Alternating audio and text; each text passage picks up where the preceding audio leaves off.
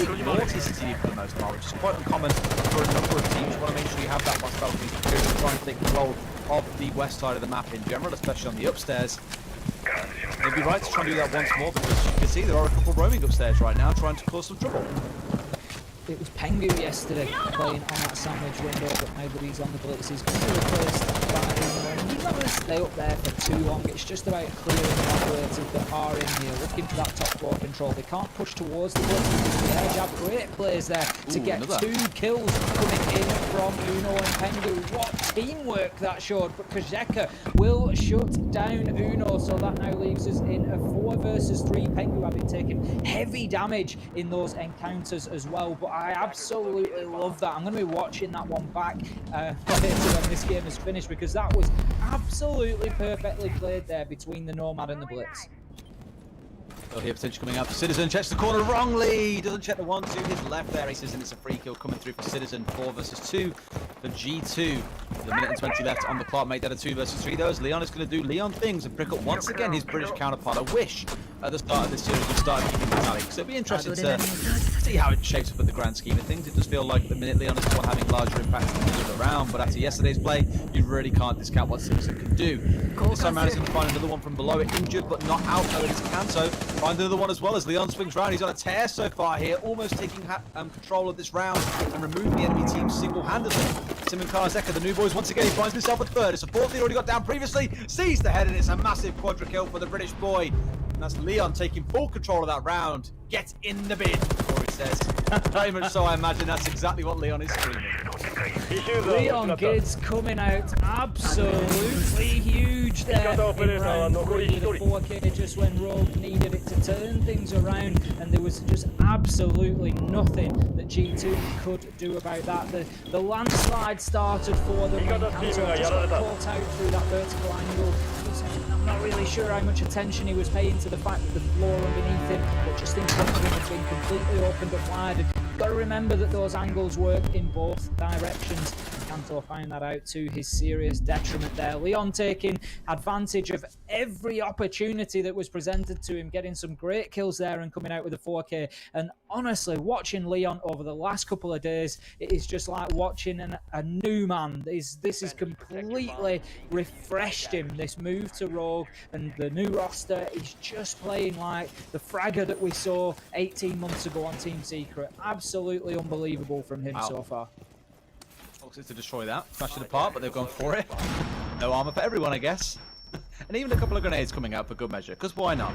There was an interesting thing speaking to Leon a couple of days ago around what's going on with Rogue now and how he's fitting into this roster. He said, you know, I'm doing IGL, and I was like, wait, given how you played, you're also doing IGL at the same time. And he was like, yeah, you know, obviously there's a lot of shared communication, information being passed between the team, but the calls are very, very clean. And if you watch any of the videos that we saw Helby upload, for example, onto YouTube, showing the old games played by Secret from a good few years ago now, so it's okay to do so.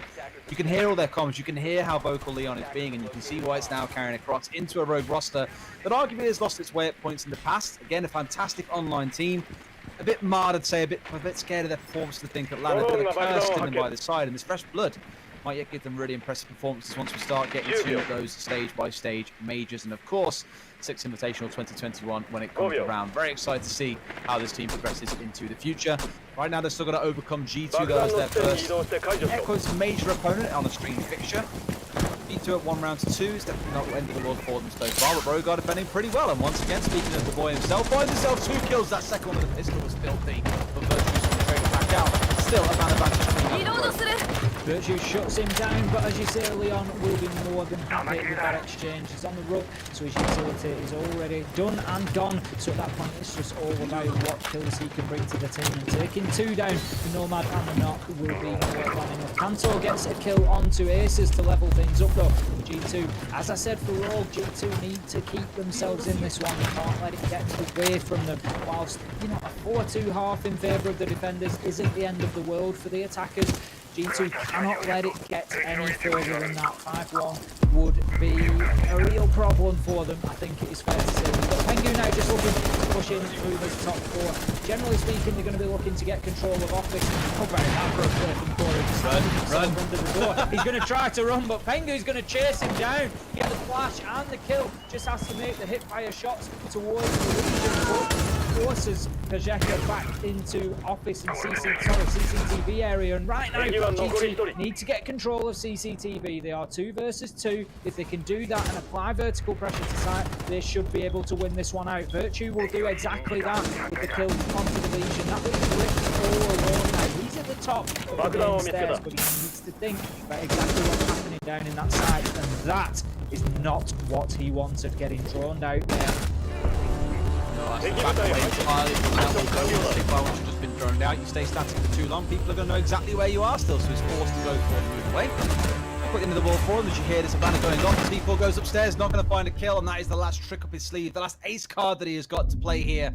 It's a 1 versus 2 with 30 seconds left, and to try and shut down Pengu and Virtue is going to be a task, knowing that one of them is indeed that blitz with 3 charges still left. They're going to find him out here, he's going to get hunted down. And that should be the end of this one. No gets flashed up but finds a kill anyway. 25 HP left. It's him versus Virtue. They know where each other are, but Virtue hits the crucial shot. G2 balancing things out at 2-2. Pengu's got to be absolutely dismayed with that. Flashes, rips, moves around the corner, and there is a lesson for everybody watching there. And that is, if you get flashed out by a blitz, just keep shooting, because you don't know what will happen. And right there we saw exactly what can happen, and Rips just had the luck on his side and managed to get the kill onto Pengu. Squared it up at 1 versus 1, but then Virtue hits a very, very nice shot down by the angle of the staircase and finishes things off G2. 2-all here, and this is becoming an absolute war zone. Whew.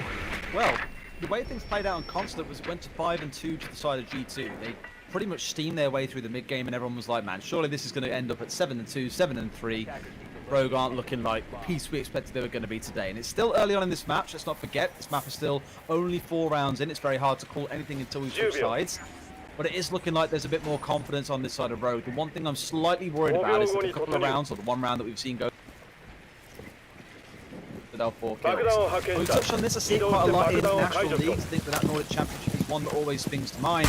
There's a team called Godsend there, for example, and the rounds that they tend to do well is when 1 or 2 members will pop off and find 3 or 4 kills in a single round and drag them through. And then the team will then come back and find themselves a lot more settled in the next round. The strategy will come more together. They won't take these crazy 1v1 gunfights that they're almost certain to lose. Although Leon that round had a lot of opportunities to take those 1v1s, that was down to a bit of complacency by the side of G2, I thought. Not playing for the trades. It sounds sad to say, because I know that these clutches here are so impressive, so skillful. It requires skill to win 4 1v1s back-to-back, absolutely no doubt. But on the side of the other team, you can be asking, well, why aren't we playing for trades there? Why aren't we playing as a unit? Why are we constantly walking into these 1v1s? So one thing to consider is that, I think. We need to see Rogue win rounds down to strategy and absolutely outclassing G2 time and time again, rather than one member popping. Absolutely the question. Found yourself at a man advantage. You've got to think about your timing as a team, particularly so that you're not ending up in that 1 versus 1 situation. You need to just take advantage of it. There's nothing wrong in a 1 versus 2 or a 2v1 if you're on the positive side. There is absolutely nothing wrong with one of your players dying in that situation, as long as the kill of the single player is coming in basically alongside it. You don't want to risk that becoming essentially 2 or 3 1 versus 1 situations, allowing that sole operator to challenge you one at a time. We can see shots being exchanged here between Kuno and Leon out in the corridor on the Jaeger, but no damage to Jaeger, just fraction health away from Kuno. So they will both live to fight another day, and will continue to do so. We can see that Leon once again making an absolute nuisance of himself.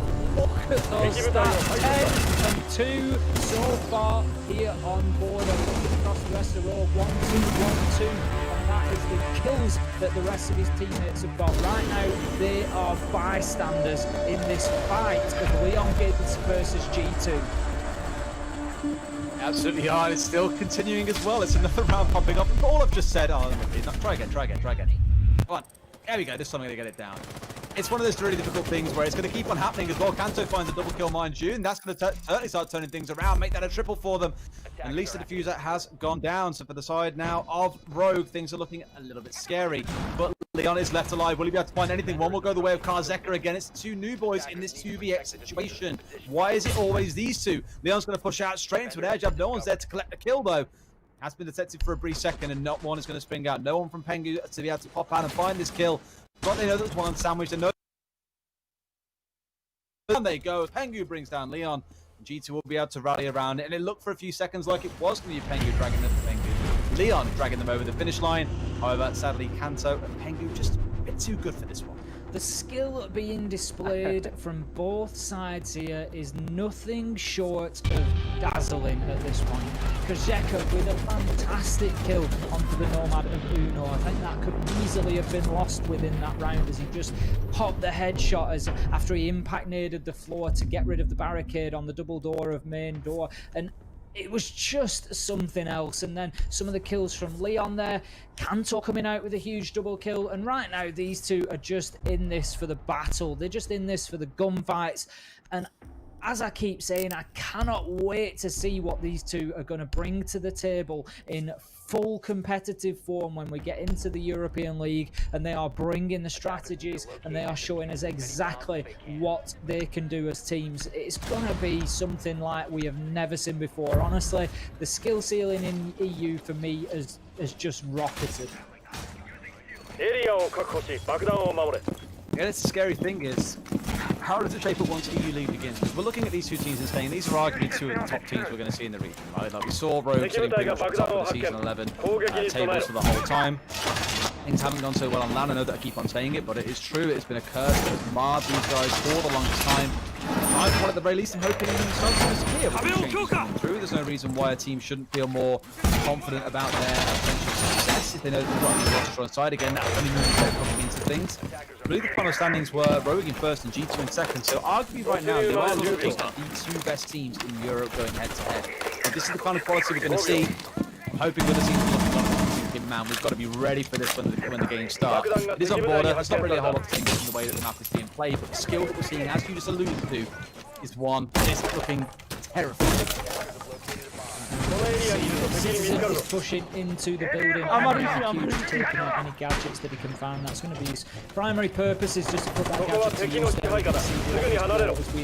We are pushing onto Armory Archives, and how about that for a quick double coming in from Uno and Kanto, just working as a duo there and getting Rips and Leon off the board. Leon particularly important, as we've said. It just looks like he can't miss a shot so far today, but he will miss at least one there as he gets taken off the board here in round number 6. G2 well positioned now to come in and get a great advantage 4-2 coming into their defensive half, and that is what they're going to be looking for. Capcan getting absolutely ripped apart by Kanto Raketti there. Corey off the board, and that leaves us now 5 versus 2. Kozeka and Aces have a huge task ahead of them. They're going to do everything they can using those toxic babe canisters to try and slow this push down, but all it's really going to do is redirect it over to that single window instead, or in fact Pengu goes even further around and goes to the single door of Archives. We can see Kanto's just going to drone ahead. We've got the air jabs being deployed. G2 are taking this very, very seriously. In comes the smoke grenade,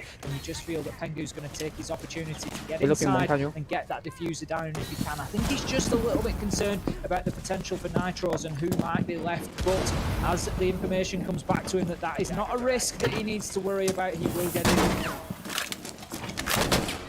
Versus 5, if anybody can do it, this is surely one of the players in the world who can, but he is locked deep in Fountain. He won't get any more than one. Citizen shuts him down, and that is 4-2 for G2 on the half. They are quickly moving towards a round win and a match win, and heading into the grand final here today of the European Open Flash.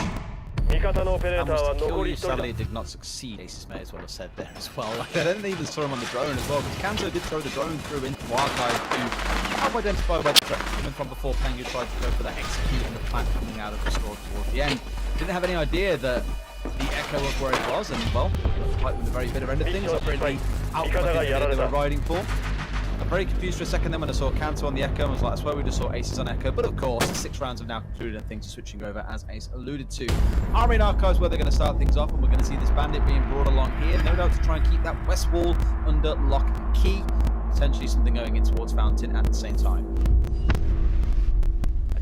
before we get into the next round, we'll take the opportunity as well to remind you exactly what the purpose of this tournament is, and that is that we are supporting the charity Medicine Sans Frontières, which is Doctors Without Borders, helping health authorities around the world to, at the moment, respond to the COVID-19 pandemic, but throughout time as well, just helping with any medical emergencies and needs that they might have that they need that assistance with. 95% of their running costs comes from donations, much like the generous donations that we've had from the Siege community so far. I think we were heading well on the way towards €7,000, which is absolutely phenomenal. So if you're able to join, if you're able to add to that total, that would be fantastic. We would much appreciate it. Just hit !donate in the chat, and that will give you all the details that you need.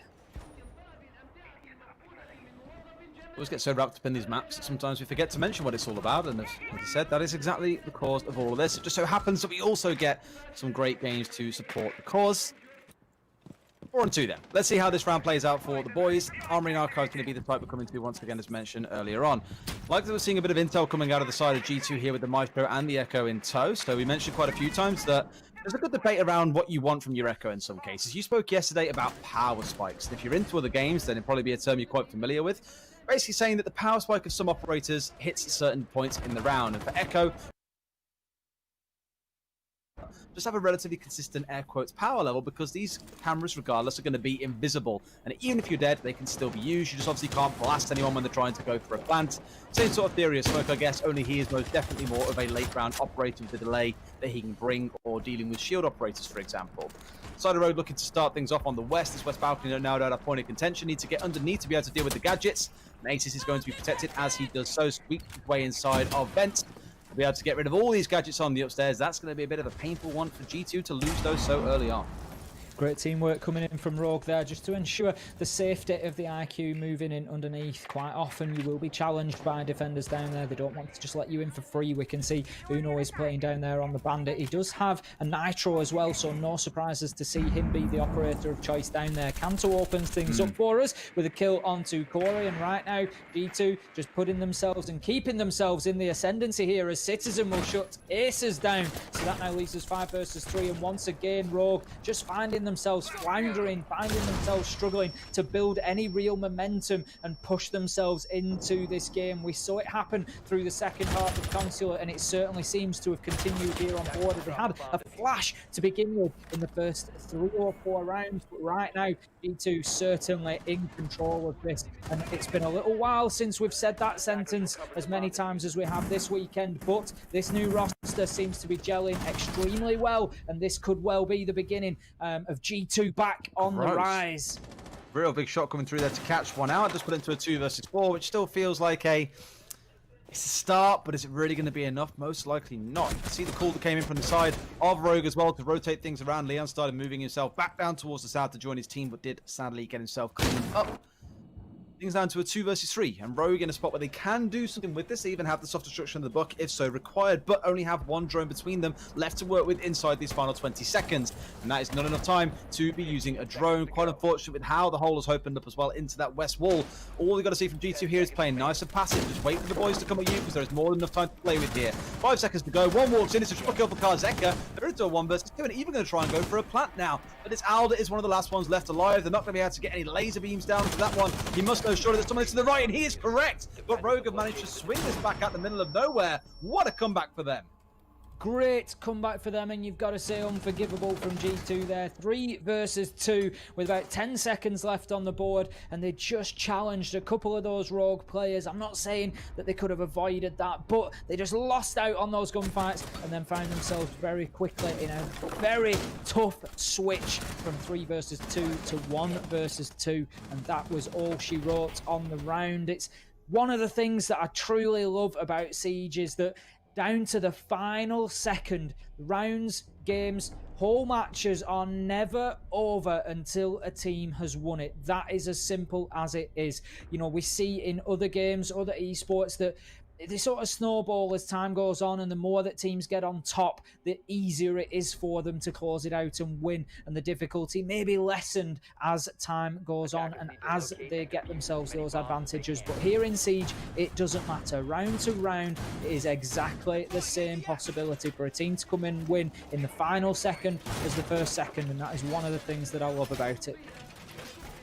It's going to be where the side of G2 are now getting themselves set up for this defense. So you speak about this quite a lot when we cover onto this map, Ace. You generally have the southwest and the northeast, the 2 points where the attackers want to take control of, either office or CCTV.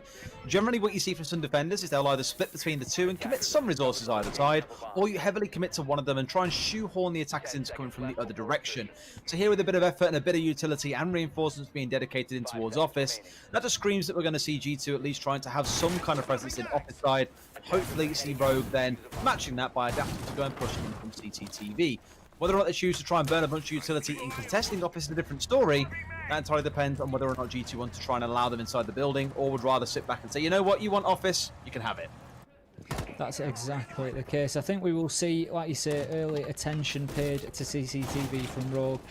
Why play in to the utility if you don't have to? They have the hard breach at hand. They can make this a west wall push, and they can just essentially waste all of that G2 utility off in office. But it's not quite a waste, because what's happening there is that G2 are playing an odds game. If we stack up here in office, we can then largely predict there's 90-95% chance that Rogue are going to attack from CCTV and West Wall. So already you have an advantage there. You have that information, and you have the ability to train your guns, to position your operators at least, to counteract that attack.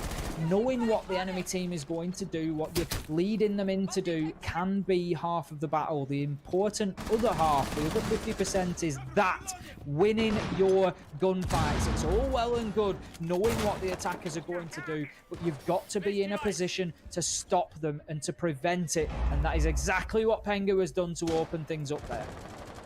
Got a little bandit trick coming through there as well. So Deny, after the grenade from below, did initially remove those charges. No one hung around downstairs to make sure there wasn't going to be a second one getting set up. Unfortunate, eyes closed. Pengu with no sound. We'll cut that out in just a second. It's a 4 versus 4. 1 minute 20 left on the clock, and they managed to deny them at the very least, coming in on that west wolf on the west balcony now for Sorry, but still more work to do. Citizen agrees. He finds Corey, bringing things down into a 4 versus 3. You can see these angles being set up now. It's mostly a push off towards the back balcony side for the attackers, but still going to find a couple more kills coming in. Trying to get a C4 out is going to find no one. They are here, but can't get their way through this wall. That long angle for Rip sets up just in time as he brings down Citizen as well. Small advantage now to the side of Rogue. Small advantage, but Rogue are a team that have shown that that is all they need, or even no advantage at all. As we saw in the last round, they were 2 versus 3 and still went on to win it. So now that they have the man advantage, can they do what G2 couldn't, and can they close out the round from a 3 versus 2 position? As it is, Virtue is going to do everything he can inside of office to prevent that. He's just holding an angle now. He knows that there is a man out in the corridor. It's a fight that he will have to win. Uno low health on the bandit and challenge him. We can